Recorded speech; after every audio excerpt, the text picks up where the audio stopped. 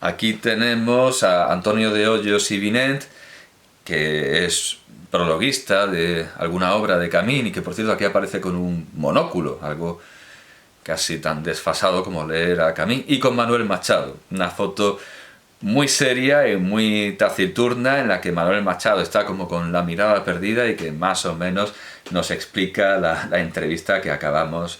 Machado está a lo suyo, nos explica la entrevista que hemos leído. Material gráfico, algo muy importante, la iconografía, y además en buen papel satinado. Y cuenta además esta compilación de los dos libros más importantes de entrevistas de Camin, más allá de los retratos, más allá de Hombres de América, completa esta edición, bueno, naturalmente un retrato inicial de Camin. Todo está completado, además de por la doble bibliografía, además de por el cuadernillo gráfico, por una introducción bastante curiosa de José Luis García Martín, que tiene como primer epígrafe "Un poeta olvidado". La historia de la literatura, dice, no ha sido demasiado generosa con la figura del asturiano Alfonso Camin, quien sin duda alguna ocupa un lugar propio, hasta aquí bien, ocupa un lugar propio entre los poetas más fecundos, plurales y profusos del primer tercio del siglo. Fácil resulta, sin embargo, encontrar razones para ese quizá solo aparente maltrato. Es decir, será aparente, pero sus razones tendrán. La primera y principal, el epigonismo estético. No olvidemos que Camin era coetáneo de Guillén o de Salinas. Si sus iniciales libros de poesía, publicados en Cuba entre 1913 y 1915, ya mostraban un cierto desfase en el uso y abuso de la más gastada imaginería. Vamos a ver, Camin es un modernista. Ya está, Camin es un modernista. Es lo que es. No es algo ni bueno ni malo. Está gastada ya, claro, porque el modernismo ha pasado y él sigue siendo modernista. ¿Y qué? Es un modernista de adelfas y de alabastros, ¿vale? Pero eso no lo hace ni mejor ni peor. Eso lo define, no lo evalúa, no lo cualifica, no le pone una nota. Él es un modernista, ¿vale? De acuerdo, que mientras estaban escribiendo, y curiosa elección, Guillén o Salinas. Salinas, a quien Manuel Machado pone como un ejemplo de buen poeta que no es de la generación del 98, sino que es a lo mejor como de la generación de Manuel Machado, novecentista. Podemos decir que Salinas es una especie de novecentista, y Camin dice que le parece bien la opinión de Machado, así que Salinas entendemos que le parece bien también. Y de Guillén, claro, y se entiende Jorge Guillén, pero aquí aparece citado, bueno, en algún lado, aparece citado Gastón Vaquero, diciendo, bueno, si no lo encuentro lo digo de...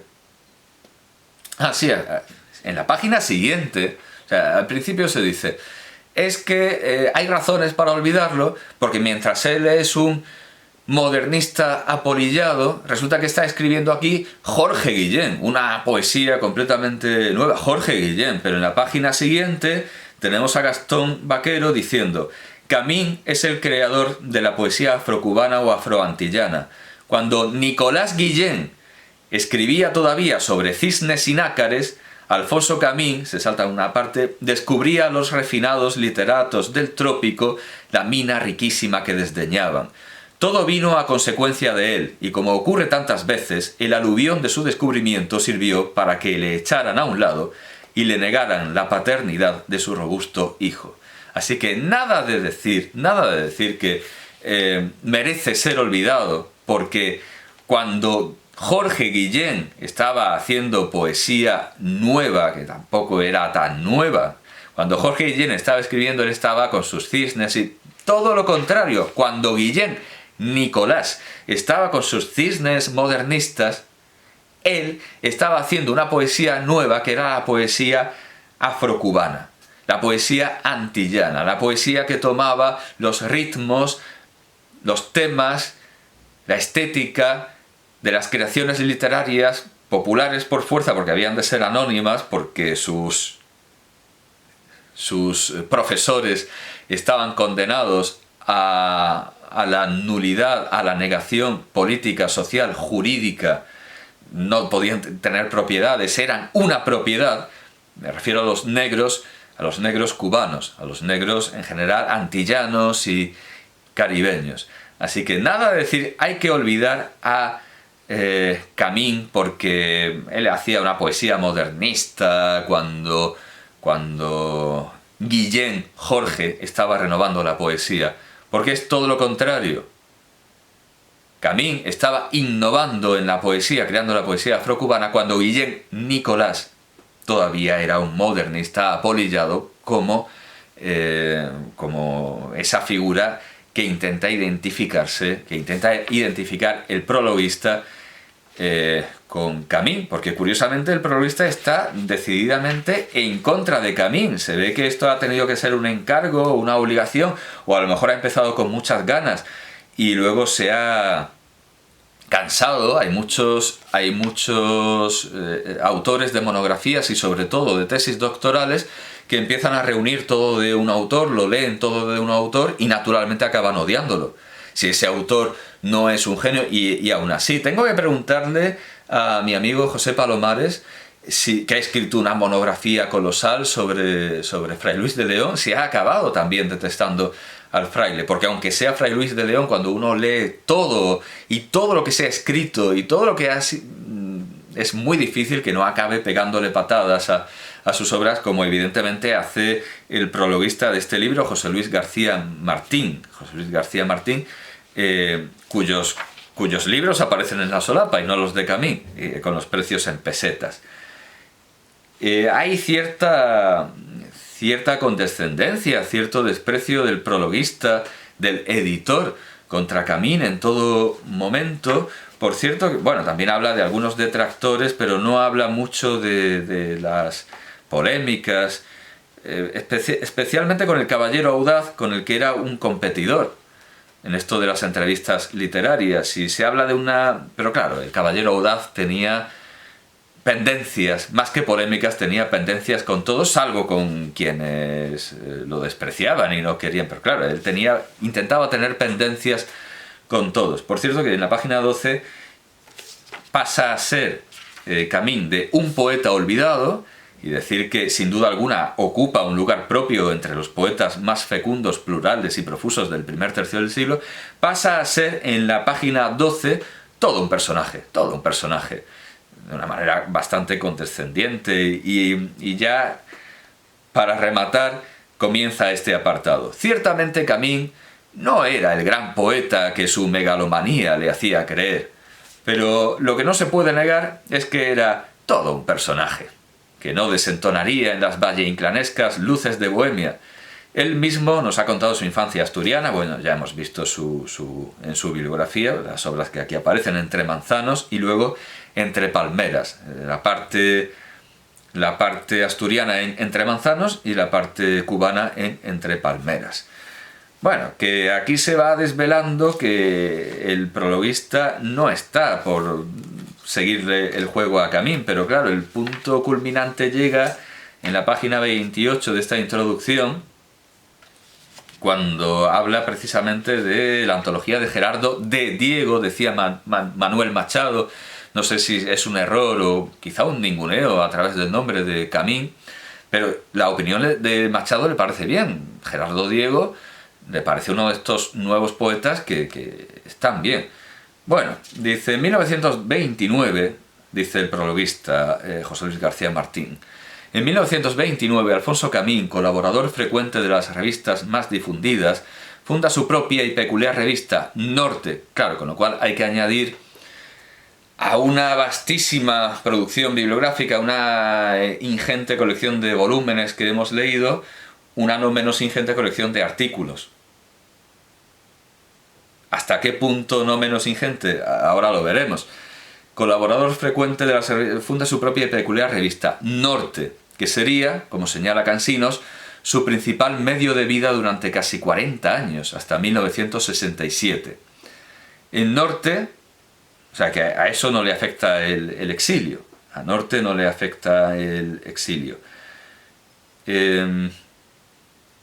a partir del número, hay una nota, a partir del número 218 comienza una tercera etapa sin la dirección de Camín, por problemas administrativos, y cambia el nombre a Cuatro Vientos.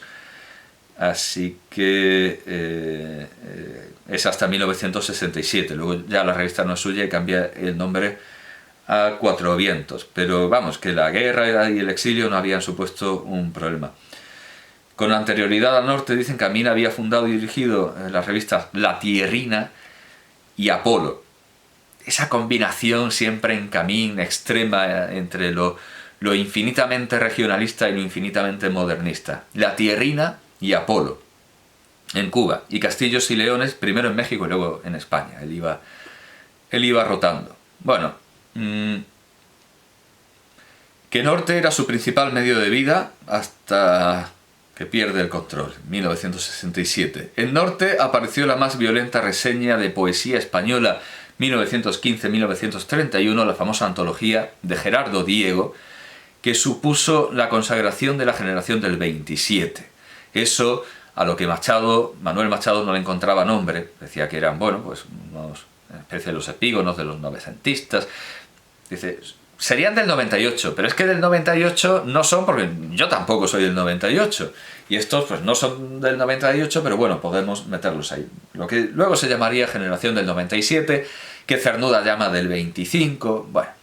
La firmaba Juan de Onís, lo cual es, bueno, dice, uno de los muchos seudónimos que utilizaba Camín en la revista, de la que era casi el único redactor. Por lo tanto, la obra periodística, la obra de crónicas, artículos, reseñas literarias de Camín es extensísima, porque estamos hablando de que él vive de una revista que es Norte y que casi todos los redactores son él, con seudónimos. Eso es algo que he visto hacer en nuestros días a Camilo de Ory, que también ha fundado varias revistas, y él ha sido, con distintos seudónimos, casi el único redactor. De hecho, alguna cosa le he mandado yo y le he escrito yo y la he firmado con mi nombre, alguna con seudónimo, y todo el mundo pensaba que yo era un seudónimo también de Camilo de Ory, porque él era... También Clarín escribió una revista de la que él era el único redactor, que era el Juan Ruiz, ese periódico humorístico. Bueno, pues esto no es humorístico, pero en Norte casi todos los colaboradores son Camín, y entre ellos Juan de Onís. Pero es significativo que use Juan de Onís porque ya lo dije, basándome en el estudio de Andrés Soria Olmedo, que la antología, ya dije que la antología de Gerardo Diego está naturalmente influida por la de Federico de Onís, y que el que incluya mujeres es algo que toma de Federico de Onís, que en un principio parece que a nadie se le había ocurrido incluir escritoras. Bueno, Alfonso Camín sí mete en sus hombres de España a Concha Espina. Bueno, Juan de Onís, que en realidad es Camín, dice el prologuista de esta reseña, y en ella no tiene inconveniente en citarse a sí mismo como uno de los valiosos poetas que han quedado fuera de la antología. No tiene inconveniente, es decir, qué cosa más imperdonable, citarse como alguien que debería estar en la antología. Bueno, juicio de valor del editor. La reseña ejemplifica muy bien el estilo energuménico de Camín y su falta de sentido crítico. Su falta de sentido crítico. Vamos a leer la reseña, aunque hay una pequeña laguna, hay una pequeña parte omitida que señalaré.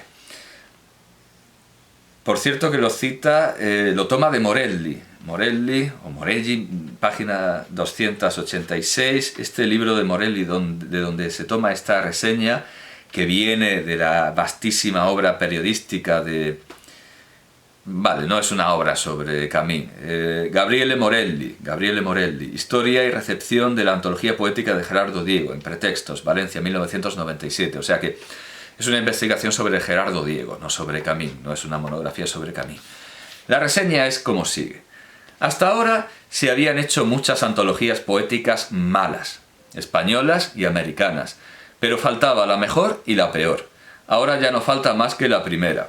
La peor la acaba de hacer Gerardo Diego. ya no es Gerardo de Diego como en la entrevista a Machado, la no entrevista a Machado, mejor dicho. Este pobre muchacho, de desvaído gesto y ademán en penumbra, señala empero, sin darse cuenta, el camino futuro hacia una verdadera antología de poetas españoles contemporáneos. Ya no hay que molestarse, esta es la laguna, aquí hay un fragmento omitido. Ya no hay que molestarse en escoger los buenos y los malos poetas. Los malos están todos en la antología de don Gerardo. Los buenos poetas son todos aquellos que no aparecen en la obra de este niño bitongo y vitando, quien por cierto se coloca él mismo en la obra, haciéndose leal justicia. Así que lo que le critica José Luis García Martín a Camín podría criticárselo también a Gerardo Diego, y ni un sentido tiene, vamos, no tiene ningún sentido ni una cosa ni otra. Si el crítico piensa que él mismo debe estar, es como si Ezra Pound no se mete en los imagistas, no se mete en los poetas imagistas. La antología se hace con cierto criterio personal, y el que esté la persona del antólogo es de lógica, si se considera que es un escritor. Y no hay nada que criticar a que Camín se meta entre los que faltan, entre los ausentes, más allá de que lo hace con seudónimo. Eso es cierto, eso es lo único que afea el gesto, pero es que Gerardo Diego también se mete en su propia antología. Así que lo que hace Gerardo Diego lo hace Camín y viceversa. Porque si no apareciera, dice que Gerardo Diego se coloca él mismo en la obra haciéndose leal justicia, porque si no apareciera el último botón de la bragueta de Apolo en su libro, y el último botón es él, no estaría realmente completa la antología de poetas malos. Algunos se duelen, o cuando menos, se extrañan de que en esta colección de Diego no se encuentren Villaespesa, Tomás Morales, Enrique de Mesa, Alfonso Camín, Salvador Rueda, Valle Inclán, Ardavín, Bacarice y León Felipe. No estamos de acuerdo. Entonces no llenaría su cometido, ya no sería una antología de poetas malos, que comienza con el autor de la colección, sigue con Cernuda, hace un alto con Prados y termina en Barbecho. Falta de sentido crítico. Es que no tiene razón Camín, no le asiste la razón, le falta la razón al decir que en una antología que se titula Poesía Española 1915-1931 deberían estar León Felipe, o deberían estar Valle Inclán, Villaespesa, Rueda. Vale que todos estos, Villaespesa, Morales, Rueda como de los primeros modernistas, todos estos son modernistas, primeros modernistas. Tomás Morales, un modernista insular, olvidado por insular y olvidado por modernista. Vale que todos estos son modernistas, incluyendo a Valle Inclán. Son escritores del pasado, muy bien. Son escritores de cisnes, unánimes, muy bien, perfecto. No tiene que estar en esta antología nadie que sea modernista, porque aunque sean de ese periodo, el modernismo pertenece al pasado, aunque resulta que en Cuba es al revés y Camín no es el modernista, sino que es el renovador. Bueno, pongamos la etiqueta de modernista fuera de servicio, le ponen la etiqueta y retiran a todos los modernistas, aunque sea el poeta Valle Inclán. Vale, viene el servicio técnico y se los lleva. Pero no tiene sentido crítico Camín al decir que en esta antología debería estar León Felipe.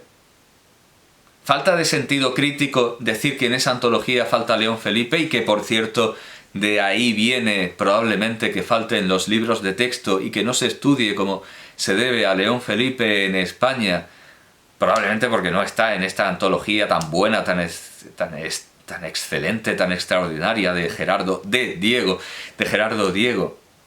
¿Cómo puede decir José Luis García Martín que aquí hay un estilo energuménico?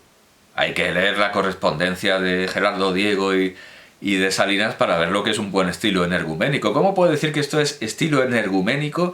Pero sobre todo, ¿cómo puedo decir que aquí falta sentido crítico? ¿Y para qué edita a un autor que le parece un energúmeno, acrítico, un personaje digno, más que un escritor, un personaje? ¿Para qué edita a este autor si tiene un juicio tan adverso? Y si tiene un juicio tan adverso, ¿por qué lo manifiesta? ¿Por qué nos tenemos que enterar nosotros de que el editor, que simplemente debería haberse limitado a editar, tiene un juicio tan adverso? Y eso a pesar de que, bueno, había visto algún juicio positivo de algún otro... Sí, César González Ruano, pero habla sobre el periodismo en general. Estaba buscando un comentario de Astrana Marín, que no es un autor menor en absoluto, aunque estuviera tan maltratado por la generación del 27. Claro, es que aquí el último que llega se convierte... Esto es como el bosque de Nemi. El último que llega mata al anterior y se convierte... Ah, sí, aquí está. Sí, que es un poetilla, modernista, viejuno, pero... En la primera página lo decía. Dice, los panegíricos... Es que, caramba, es que usa la palabra apolillado. Es que en la primera página dice, sí, tiene su lugar, pero está apolillado. Dice, en la primera página, aquellos libros, alabastros, nuevos poemas, Apolo y las rosas, La fuente, el río y el mar, Lira errante, esto es rubeniano, parecían surgir de las prensas ya apolillados, llenos de tópicos patrioteros, gastadas referencias culturalistas y bravatas retóricas que recordaban añejos juegos florales. ¿Para qué lo editas? O sea, no lo entiendo. O sea, si estás diciendo desde la primera página que esto es una basura, yo entiendo que esto será un encargo. No lo entiendo, la verdad. O sea, no lo entiendo. También vi una vez en Edaf, un prologuista de Molière que lo llamaba excrementicio. Si no te gusta Molière, pues yo qué sé, haz una crítica, haz un pequeño... Pero no lo edites. No sé qué sentido tiene. Tiene sentido editar obras que crees que van a ser provechosas para el público, como cuando Hugo Grocio edita la Farsalia para enseñar a los españoles a derrocar a un tirano, que en este caso no es Julio César, sino que también estuvo en España tiranizándola, sino Felipe II. ¿Qué sentido tiene editar una obra que es, desde la primera página se tiene como apolillada? Y desde luego no lo entiendo, la verdad. Sigue diciendo, los panegíricos que solían acompañar como prólogo o epílogo a esas docenas de volúmenes, cada uno de los cuales era de extensión solo un poco menor a la de toda la poesía completa de Antonio Machado, no contribuían excesivamente... Criterio cuantitativo. Vamos a ver. François Villon está en la historia de la literatura con, yo que sé, a lo mejor cabe en 30 páginas en letra pequeña y menos de 30 páginas, y François Villon está en la historia de la literatura y está en la historia de la literatura también un poeta ingente como Fertusi, o como como el Dante, como Lope de Vega. Eso es, como Lope de Vega.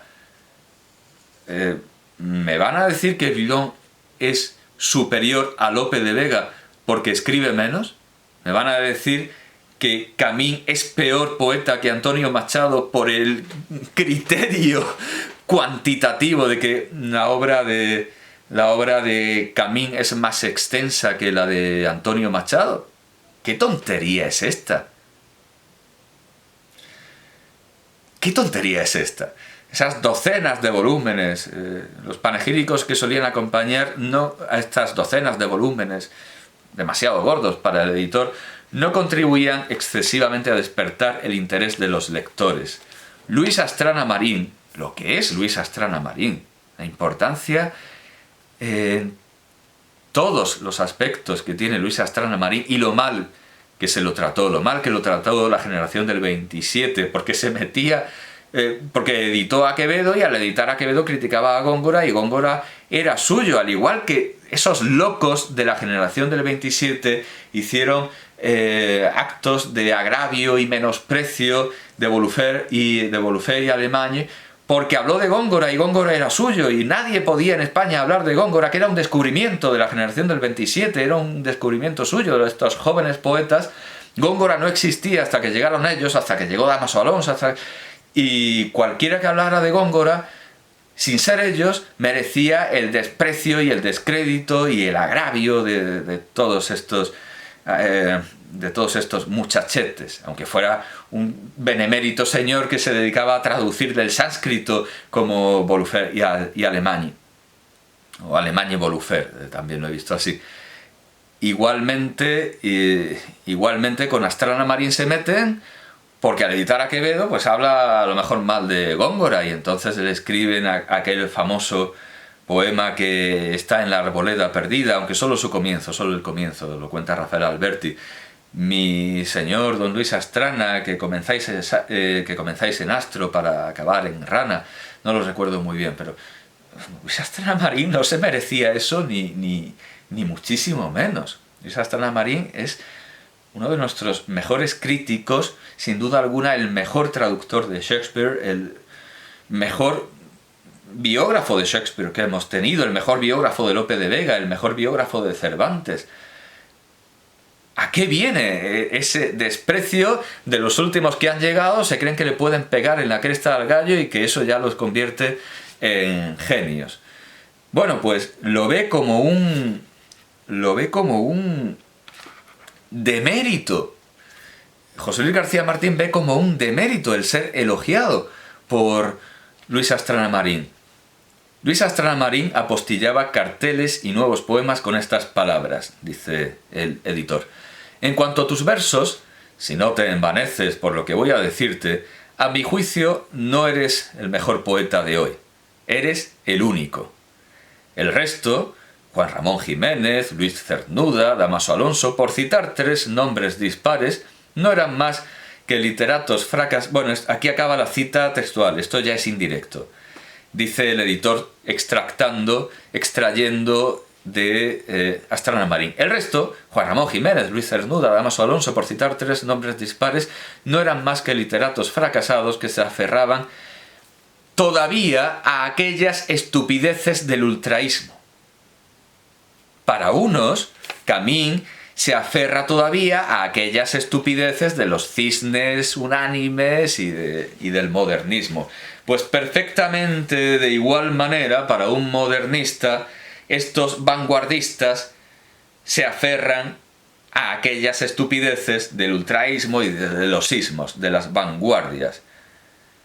No es un criterio ni la extensión, ni el estilo, ni el movimiento literario en el que más o menos uno considera que quepa, aunque eso son etiquetas que nada tienen que ver con el producto. Las etiquetas son orientativas. Nada de esto tiene que ver con la calidad literaria. Nada de esto tiene que ver con la calidad literaria. A quien critica a Camín por ser modernista se le puede devolver esta crítica de Astrana Marín injusta en su tiempo, o quizá no tanto, porque Carteles y nuevos poemas es... bueno, claro, es de 1900... Perdón, la bibliografía estaba aquí. Carteles y nuevos... No carteles, sino Carteles y nuevos poemas, es decir, la reedición. La primera edición, Carteles, es de 1926, pero Carteles y nuevos poemas es la edición aumentada de México de 1958. Si a alguien le parece que es injusto que en 1958 Luis Astrana Marín considere que todos los poetas modernos se aferran a esa estupidez de la vanguardia, si a alguien le parece injusto que ya aún en 1958 Astrana Marín desprecie le parezcan estos poetas dignos de desprecio porque se aferran a esa tontería de la vanguardia,